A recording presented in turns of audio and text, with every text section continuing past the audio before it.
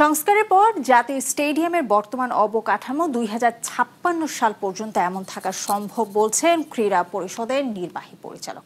আর স্টেডিয়ামে যে লাইট ব্যবহার করা হয়েছে তাতে এই ভেন্যুর রূপ দেখে বিশ্বের যে কোনো ক্রীড়াবিদ সন্তুষ্টি জানাবে বলে বিশ্বাস তার।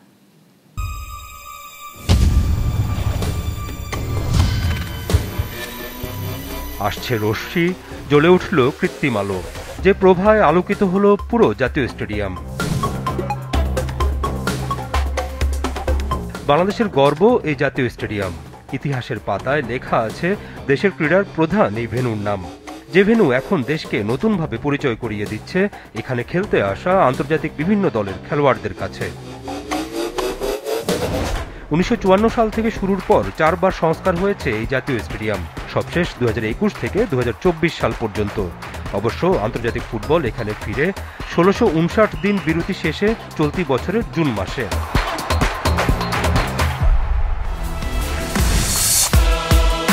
প্রায় 150 কোটি টাকারও বেশি খরচে হয়েছে এই নতুন সংস্কার, যেখানে গুরুত্বপূর্ণ কাজ হয়েছে ভেন্যুর মাঠ ও লাইটে। এবারই প্রথম স্ট্যান্ড ছাড়াও গ্যালারির ক্যানোপিতেও বসানো হয়েছে ফ্লাড লাইট।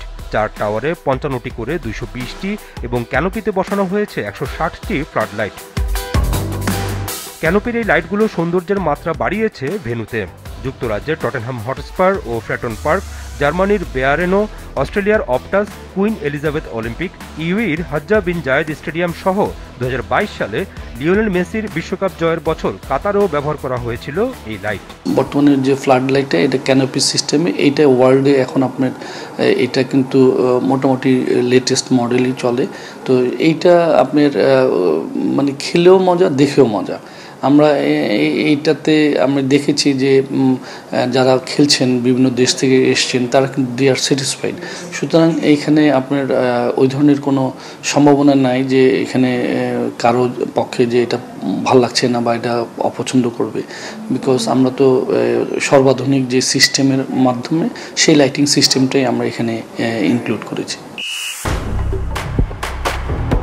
বর্তমানে দেশের ফুটবলার পোস্টার বয় হামজা দেওয়ান চৌধুরী, মাঝ মাঠের নির্ভরতার প্রতীক সমিত সোম, তাদের অগ্রজ জামাল ভুইয়া, রক্ষণের অতন্ত্র সৈনিক তপু বর্মনরা নতুন রূপের এই মাঠ মাতাচ্ছেন জুন থেকে ভুটানের বিপক্ষে ম্যাচ দিয়ে। চেষ্টা করেছেন তারা ভারতকে হারিয়ে। ছেলেদের পাশাপাশি মেয়ে ফুটবলাররাও প্রায় 1 যুগেরও বেশি সময় পর ফিরেছেন জাতীয় স্টেডিয়াম প্রাঙ্গণে। খেলেছেন তারা ত্রিদেশীয় ফুটবল, যদিও ফলাফল ছিল না আশানুরূপ।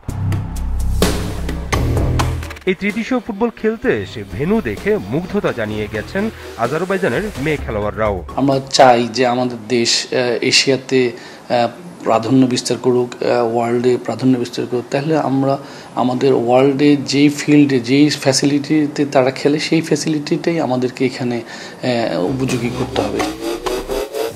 নতুনভাবে সংস্কার ছাড়াও গ্যালারিতে বসানো হয়েছে রঙিন চেয়ার, ড্রেসিং রুম করা হয়েছে খেলোয়াড় বান্ধব, আর সব ধরনের সুযোগ সুবিধা নিয়ে স্টেডিয়াম পেয়েছে আন্তর্জাতিক নিদর্শন।